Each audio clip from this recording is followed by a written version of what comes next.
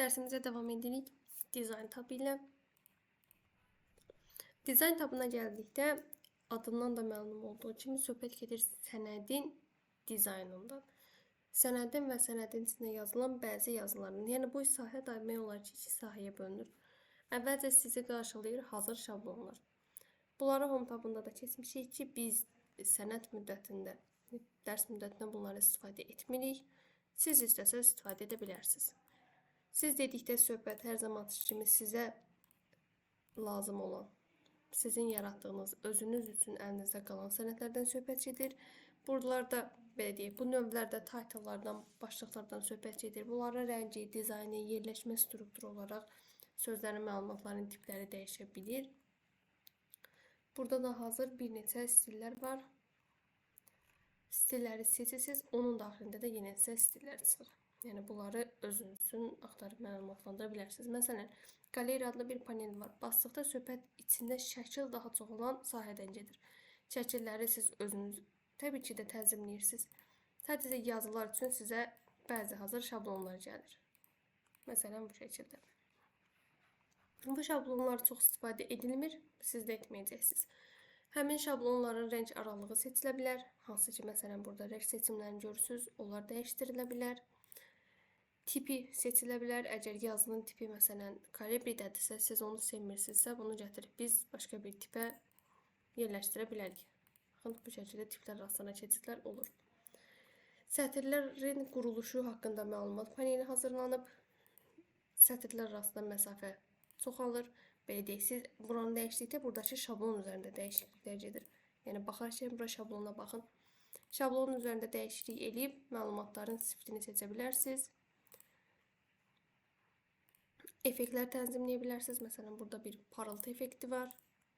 Bura bassaz görə bilərsiniz ki, biraz ışıltılı gəlir. Bunlar hazır, belə deyim, az məlumat olduqda bunu tam görə bilmirsiniz. Biraz burada sizə şablonlar falan istifadə olması lazımdır. Biz də bunu PowerPoint tətbiqində daha çox istifadə edəcəyik. Word-də istifadə olunmur. Bu səbəbdən çox da lazımlı bir sahə deyil. Daha sonra gəlirik sağ tərəfə. Ən sağa baxaq. Bizi Page Border, yəni sənədin kənar sərhədləri adlı bir panel qarşılayır. Hal-hazırda mövcud deyil. İstəsək qutu şəklini sala bilərik. Düz xətdən sənədə bir, belə deyək, bir çərçivə gələ bilər. Qırıq-qırıq xətlərdən çərçivə hazırlana bilər. Baxın, qırıq-qırıq xətlərdən çərçivə hazırlana bilər. Bu kimi dizaynla hazırlana bilər. Bunlar yenə üzlük üçün istifadə olunur. Bəli, sənədin daxilində tam hamısında istifadə hər zaman olunmur, amma üzlük hazırlanması üçün demək olar ki, çox zaman istifadə olunur. Yəni, bunun yerini bilməyiniz məsləhətlidir. Rəngi avtomatik olaraq qara rəngdədir. Rəngini dəyişdirə bilərik. Hal-hazırda çəhrayı sərhəd gedir. Və yaxud da bu başqa bir rəng ola bilər. Yaşıl rəng də ola bilər. Bunlar artıq seçim tərəfidir. Ölçü. Standart olaraq bu fiqurun, baxın, buradakı hər şablonun özünün fərqli ölçüləri var. İşarələr dəyişsə, ölçülər dəyişir, amma artırıla bilər. Qırıq-qırıq xətlərin həcmi artırıldı, piksel artırıldıqda görünüş də dəyişir. Xətlər deyil, simvollar deyib qoyula bilər. Şampan işarəsi qoyuldu, daha doğrusu limpart nədirsə artıq adı. Ağac şəkli qoya bilər. Bunlar məsələn bir kartiska falan hazırlayırsınızsa belə bir şeyləri istifadə edə bilərsiniz. Bunlar sənədin sadəcə arxasına nədir? Kənarlarına hakim olur. Sadəcə nəyi yadınıza saxlamalısınız? Sizin vərəq sayınız artdıqda bu şablon yenə təkrarlanır. Yəni əgər hansısa bir sənədə belə bir şablon əlavə etmək istəyirsinizsə, dizayn vermək istəyirsinizsə, bu halda bir dənə sənəd açmalısınız. Bu sadəcə başlığı, yəni ilkin vərəqi istədiyiniz kimi bəzəməlisiniz. Qalan sənəd başqa bir sənəddə olmalıdır. Yoxsa bütün səhifələrə düşür bu dizayn. Kölgə effekti tənzimlənə bilər. Baxın, üsulumuz bu olduğu üçün kölgə effekti istifadəyə gəlmir. Bunu dayandırırıq. Biz buradan normal xətt seçirik. Baxın, kölgə effekti hazırlandı. Ölçüsünü artıra bilərsiniz. Normalda bu tərəfdə heç bir şey etmişsiniz. Vərəq sanki ayaqdaymış kimi bura bir kölgə platforması düşür. 3D şəkilə sala bilərsiniz. Ölçü sanki çox olduğu üçün yaxşı görünmədi. Belə qarışıq hazırlaya bilərsiniz. Yəni təbii ki, bu hissələri yenə sizin əyləncə tərəfinizdir. Hara nə seçməyiniz.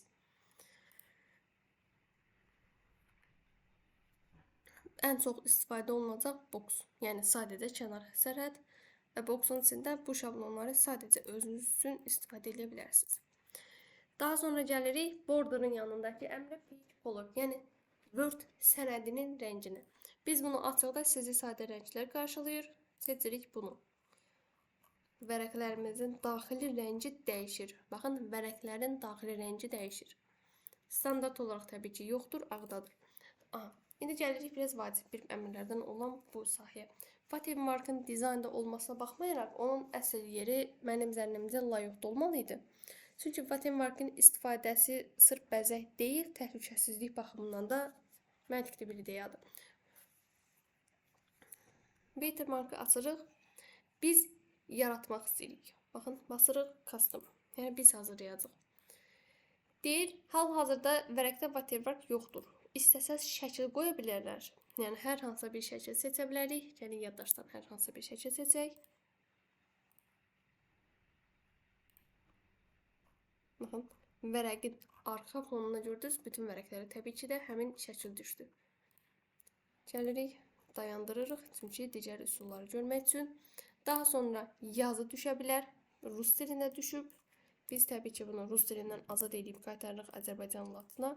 Hansı sözü yazmaq istəyiriksə onu yazırıq.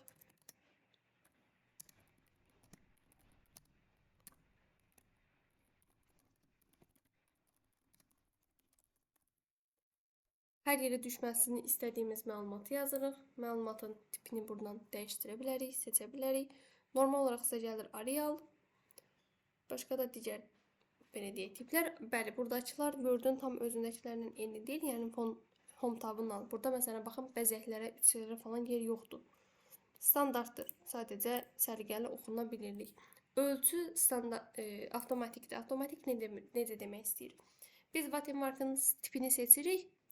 Düzünə, diagonal şəklində, əks diagonal və yaxud da düz diagonal olaraq ayırırıq. O sənədin ölçüsünə əsasən özünü tənzimləyir. Əgər bizim yazdığımız söz 2 hərfdən ibarətdirsə, bunun shifti normal olaraq 100 olur, 110 olur, 120 olur. Amma yazdığımız 5 cümləlik bir sözdürsə, onun shifti təbii ki də 12 olacaq. Çünki bizim verdiyimiz əhatə dairəsi yerləşməlidir. Məlumatın səmtini soruşur. Deyir, diagonal şəklində mi yazılsın söz, horizontal, yəni düzünə mi yazılsın? Biz deyirik diagonal şəklində. Təsdiqləyirik. Ekranda bilirəm, biraz narahat düşəcək. Hətta onun düşməsi üçün gəlin vərəqin rəngini dəyişdirək. Bu da yaxşı üsuldur. Bu hal-hazırda şəffafdır, sənədin belə deyək, arxasındadır. Yəni siz bura bir məlumatlar yazsaz, bunu kopyalayaq, o yazının üzərinə gələk. Baxın, watermark arxada durur. Yazıya heç bir məlumat problem yaratmır. Olduğu kimi işləyir. Bu nə üçündür? Məsələn, hər hansısa gedib bir kitab alırsınız. Fərz eləyək ki, mən sizə bir kitabda Excel məlumatlar hazırlamışam və yaxud da Word, bunu sizə vermək istəyirəm. Amma mən bunu sizə elektron versiyadan versəm, rahatçılıqla istifadə edib qurcalaya bilərsiniz. PDF formatına versəm, çox da dəyişiklik edə bilməzsiniz. Əgər mən istəyirəmsə sizə verdiyim məlumatı istər çap edilmiş kitab formatında, istərsə də elektron formatda verim və siz onu başqalarına verməyəsiniz və yaxud da kiməsə versəz o kitabı məndən başqa biri istifadə etsək, sizdən başqa. Mənim adım orada olsun. Yəni mənim əməyim əziyyətə getməsin.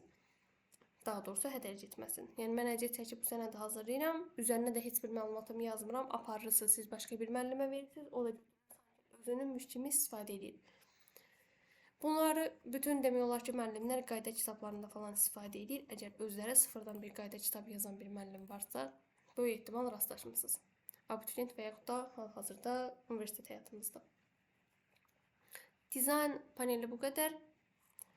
Digər tablarımızdan davam edəcəyik.